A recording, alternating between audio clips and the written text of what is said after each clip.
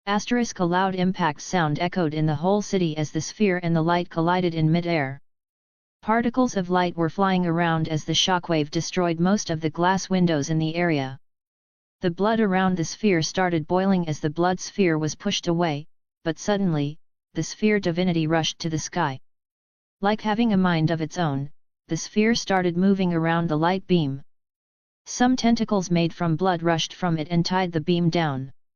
A sound of corrosion was heard when the tentacles touched the light, but they kept moving around it before they tightened their grip on the light beam. Asterisk crack. Asterisk the cracks filled the light before it was broken down into particles by the sphere's divinity.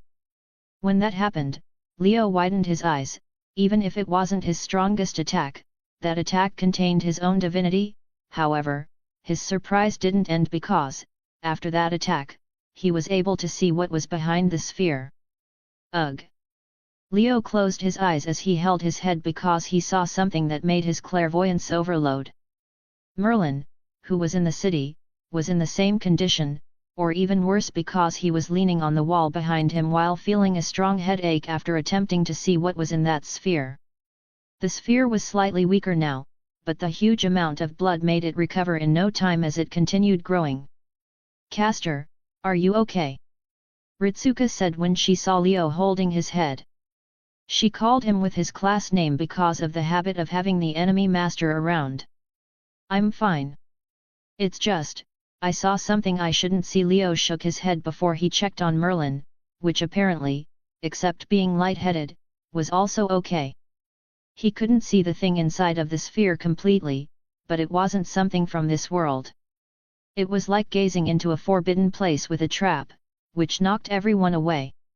"Now, what do you want to do?" After shaking his head for a moment, Leo asked Ritsuka, who was next to him. "What do you mean?" Ritsuka didn't understand, so she asked. "That thing is getting his power from the people of this city, which makes killing all of them be the quickest way to deal with it." Leo said some words that made Rin exclaim they are still alive. After seeing the city condition, Rin, even if she was unwilling, thought that most of the citizens died in this ritual. Of course, they are alive. A living sacrifice is better than a dead one. Except who drowned in the river of blood, most of them are alive until the ritual's climax to have a better result. Leo shook his head while explaining the condition of the city.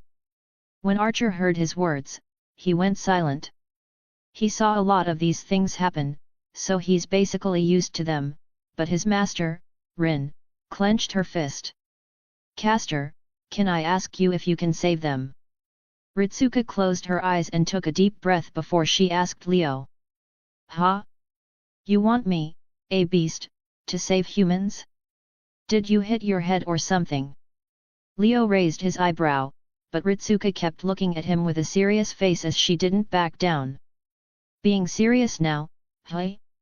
"Yes, I can save them, and without asking, I'm pretty sure you want me to do so," Leo said as he got a nod from Ritsuka. Everyone in this place looked at him, even the hanged Kyrie. "Sure, why not?" Leo said while Ritsuka, who took a deep breath, said, "I know it's much to a. You will."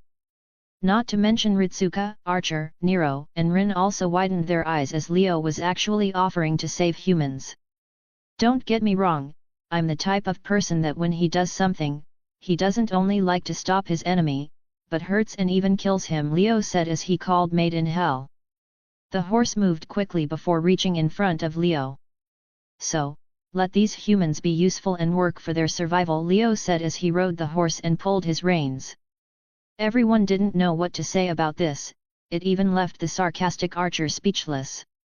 "I might have to get a little serious here," Leo said with a small voice while closing his eyes before something was moving inside his spiritual core. Inside his spiritual core, 3 dark blue, golden, green orbs that represent his 3 noble phantasms were glowing.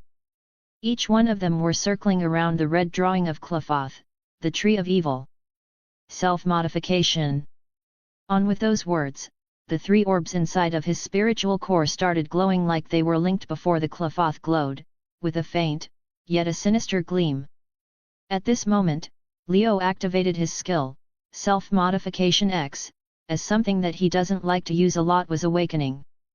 In the deepest part of his soul, deeper than the book of law itself, his essence and origin, the Fool, was activated.